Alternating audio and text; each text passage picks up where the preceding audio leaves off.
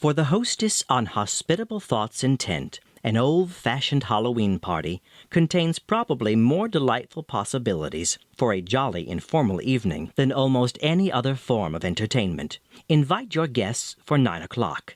Your invitations, which should be issued about a week in advance, may suitably consist of square yellow cards adorned with designs cut from black paper and suggestive of the occult, such as a bat with outstretched wings, a cat with highly arched back, a diminutive witch with regulation broomstick, or a realistic snake or raven, and may read as follows: "Come on ye Halloween night, at ye stroke of 9 to ye witch's house, at ye sign of ye black cat, 25 Rumstone Road," or wherever it is you may live. For the exterior decorations, be sure the black cat is well en evidence. Make lanterns of white paper and ornament the sides with queer cat shapes of black paper pasted on.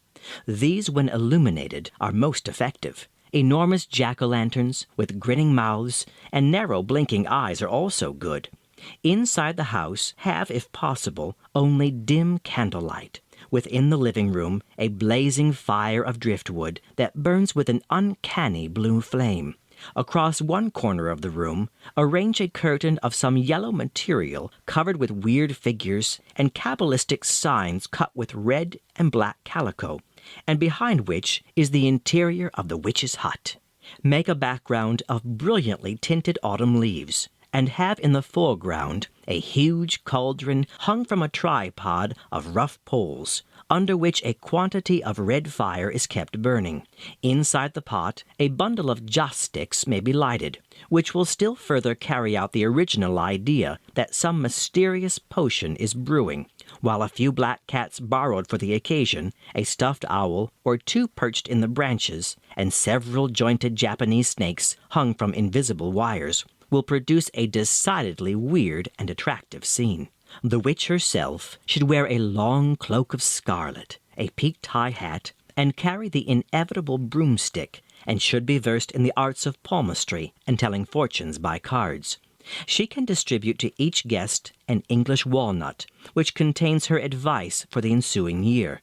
The nuts, which should be carefully cracked in halves, and the meats removed, may contain a couple of lines of doggerel written backward, and which may easily be read by assistance of a mirror, such as, "That thou mayst injure no man, dove-like be, yet serpent-like, that none may injure thee," or, "Attend to thy duties day by day, fortune will meet thee half-way."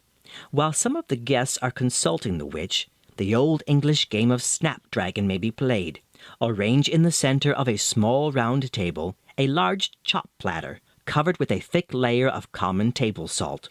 Saturate this well with alcohol, and when all are in readiness, a match is applied, while a cupful of raisins are thrown hastily into the blaze.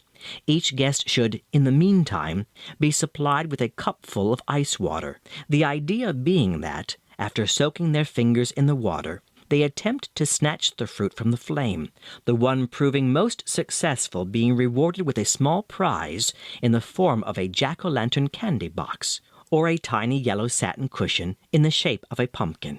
If the water is sufficiently cold to chill the fingers, they will be impervious to the heat.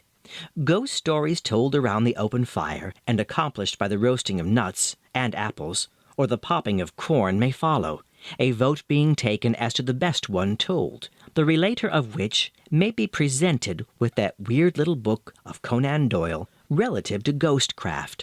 Someone is then requested with due solemnity to unveil the pumpkin man. This consists of the tall piano lamp, fitted with a pumpkin head, which is carved in all the hideous grotesqueness that ingenuity can suggest, the body being supplied by stuffed coat and trousers, and the arms by shortened broom handles. On the left side, baste a white patch, which shows that, like the Tin Woodman in The Wizard of Oz, the pumpkin man is without a heart, and the guests must supply the deficiency. For this purpose, red Canton flannel hearts, furnished with stout pins, are provided, which the guests, after they are blindfolded and turned around once, are invited to fasten in position. Of course, someone must be stationed near the lamp to prevent accident. By this time, supper should be in readiness, the hostess planning the affair, so that all may be seated at a table before the clock strikes 12. Having for a centerpiece a huge mystery pie. This is prepared from an ordinary agate-ware pan of generous dimensions, covered with a full frill of the paper, and the top enshrouded with folds of yellow gauze, on top of which a black cat is perched as though guarding the contents. These same contents should be as laughable as the hostess can devise, and may consist of a tiny pack of playing cards for the woman addicted to bridge, a diminutive cash register bank for the rising young merchant, or a neat little housewife for the lonely bachelor. Wrap the souvenirs in tissue paper, tying them with narrow black ribbons and leaving a long end on each, which are brought through an opening in the top of the pie and carried to the plate of each guest, being held in place by little bowls of Chinese ware. These bowls are filled with water, and in each is placed a short Christmas candle, floating in a tiny acorn cup. Light the candles just before supper is announced, telling the guests after they are seated they must each make a wish, the fulfillment of which is determined if the candle burns without being extinguished during the supper hour. Place at the four corners of the table candles upheld seemingly by diminutive witches, clad in long yellow cloaks and with sugar-loaf hats. These are in reality small jointed dolls with slender tin candlesticks concealed under their voluminous draperies, and may easily be dressed at home at very little expense. The bayberry candles, which can now be purchased at almost any antique shop, should be procured, if possible, as they burn with a sweet, aromatic perfume suggestive of rites and mysticism. Utilize for the relishes, in place of the customary compotiers and silver dishes, tiny hollowed-out pumpkin and squash shells, heaping them high with golden popcorn, maple sugar fudge, stuffed olives, and salted pecans, while at each individual cover, beside the surface plate, may be placed a tiny goblin bonbon box filled with peppermints in the form of four-leafed clovers, with a tiny new scent wrapped in tinfoil on the top of each, to be kept for a luck piece from the witches' party. The following is suggested as a menu: witches' broth in cauldrons, snake patties, fairy sandwiches, chestnut salad, horseshoe cheese pasties, fortune cream in jack-o'-lantern cases, luck cake, coffee. The witch's broth may consist of either bouillon or clam broth, served in little iron pots hung from tripods, which look extremely realistic with the savory steam arising, and which may be placed on the table before supper is announced. The snake patties are really not so dreadful as the name implies, the filling being an appetizing cream of mushrooms, lobster, chicken, or oysters, with uncanny Japanese snakes coiled around the rims, the heads being lifted on the pastry caps in a most lifelike manner. With this course, fairy sandwiches in the form of clovers are served, the filling consisting of minced watercress combined with finely chopped boiled bacon, the whole highly seasoned with paprika, French mustard, and tomato ketchup. The salad is composed of boiled and chopped chestnuts, mixed with an equal quantity of diced celery and half the amount of chopped tart apples.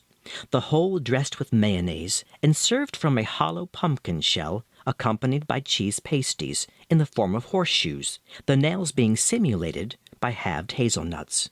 For the fortune cream, a rich orange ice cream is used, and then packed in orange skins from which the pulp has been removed, cut in the form of tiny jack-o'-lanterns, a diminutive silver cross, horseshoe, anchor, or heart being inserted in each portion. For the foundation of the luck cake, use a rich molasses fruit cake, stirring in when just ready to bake a ring, a dime, and a thimble. Ice when cold with vanilla frosting, decorating the top with tiny chocolate mice and spiders that may be obtained at almost any confectioner's, the hostess serving one to each as she cuts the cake. Following the supper, the evening may terminate with a game of spiderweb arrangements, for which can be easily made while the guests are finishing their coffee. For this amusement, a number of balls of yellow twine will be required, so many yards being allowed for each person. Start the strings all from a given point, winding them in different directions, under and over obstacles, through different rooms, and giving them as many twists and crossings as can be devised, yet bringing them all together again at one terminating point, where the toy spider is attached, The guests are given each a string and asked to find the spider by means of following it, which, as they pursue their winding ways under chairs and over pictures, is apt to prove a laughable competition. A silver-mounted rabbit's foot, warranted to scare bad luck away, may be the prize.